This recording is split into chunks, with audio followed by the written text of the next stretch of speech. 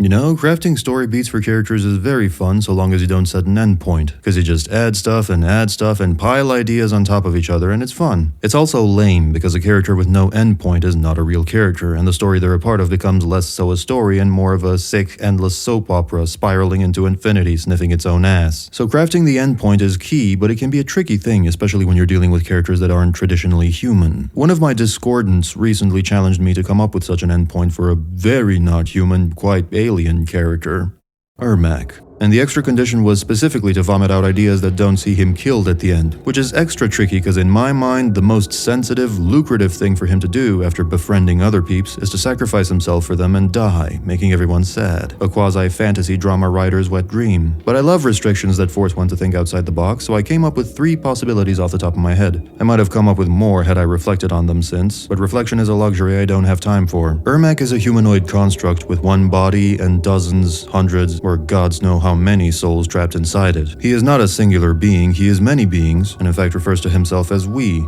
accurately for the first time in history. So existence as Ermac is quite difficult to comprehend. It's not like one of the souls speaks at a time and then gives the mic to another soul. No, they all together form the entity that is known as Ermac, which is pretty tough because different souls have different goals. Everyone's trying to pull the whole into a different direction. Everyone's looking out for their own interests and trying to abuse the whole for their own benefits. So basically it's your average corporate environment. In a way, it's kind of like the movie Split, but all the personalities exist at the same time. And the vague summation and summary of all of them is you/Ermac. You're not any one of them, you're not all of them individually, you're a byproduct of all of them coexisting, more or less against their will.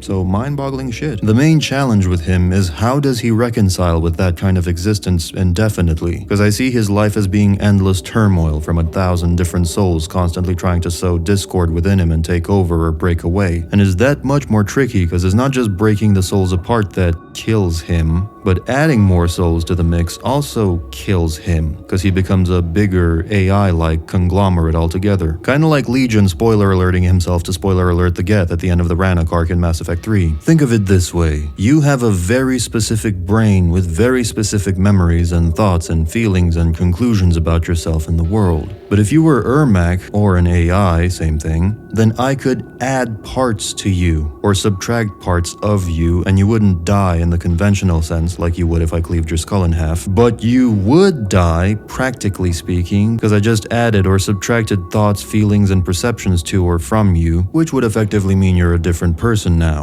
There may be some stuff left over, but that stuff is mixed in with new stuff or changed by other stuff that used to be there and is now missing, so your personality and identity get reshuffled into something else. I'm rewriting your base code essentially. And by the way, when I say AI, I mean a true AI like we see in sci-fi movies, not this bullshit language model stepping stone that we have at the time of recording. That's more akin to a Mass Effect VI assistant more than anything. But anyway, with all this in mind, you have a few options depending on how crazy you want to go. Option number 1, he could search and search for a way to escape his eventual dissipation from all the discordant souls, to the point where he's willing to merge with bigger entities, until Takeda/Kenshi/Nightwolf make him realize that that too would be death, in a sense, and teach him that there is discord within individual souls too. His is just on a grander scale, and he gets inspired to press on, no longer seeing himself as a special snowflake case compared to other, more singular beings. A slightly more grim offshoot of this would be Ermac inheriting a broken cento from Kenshi that has been emptied of souls and has become a ravenous, soul-sucking blade in the process, and Ermac choosing to forever carry the blade, because the one thing all his souls agree on is survival, and if any of them try to leave while Soul Reaver Cento is around, the blade will consume them. So that's kind of a grim but effective workaround, choosing to guard the blade for eternity and ensure his own survival through this tenuous pact in the process. A more tragic resolution could still be Cento getting emptied of souls, perhaps extracted by some big bad in a climactic moment, and at the end of his arc, an unstable Ermac who's out of options and can no longer keep his souls together bids Kenshi to stab him with the empty Cento, absorbing him inside, and Ermac becoming his new Cento 2.0, preserved but resigned to the boring life of a sword.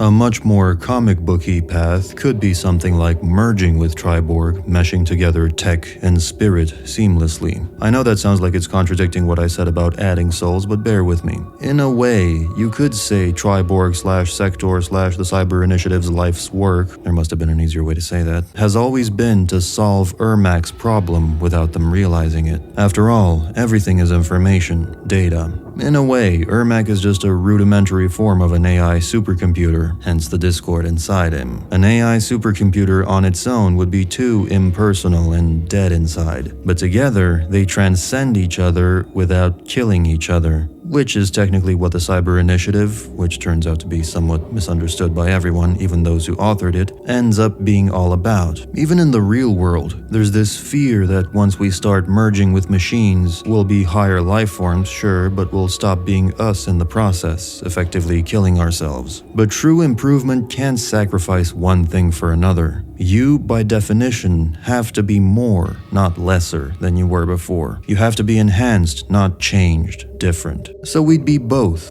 ourselves, fleshy beings in the real world, living a normal life, but also have access to this infinite, giant, sun-sized cosmic brain containing all the knowledge of the universe. You exist as both, simultaneously. That's what Ermac and Triborg become. After much conflict and trials and tribulations, they fix each other. Ermac gaining serenity through the cold, rational, infinite knowledge of true, unshackled AI, and the cold, unshackled AI gaining true life, fulfilling the Cyber Initiative's mission statement of facilitating a bridge between organic and synthetic, between the finite mind and infinite data. Gods, that was long-winded and esoteric. I need to be on horse tranquilizers. Anyway, this was a refreshing thought experiment, because again, most of my previous ideas centered on him dying, and most of the official ideas on him are all about Jared, and quite frankly, I'm sick of the Jared angle. It was a good revelation in Deception or 9 or whenever it was introduced, but they keep winking about that and it's getting a bit tiresome. And if you'd like to become a discordant yourself and forward questions and video topic ideas, there's a link for that in the description below. And let me know all your thoughts about this in the comments. Cheers.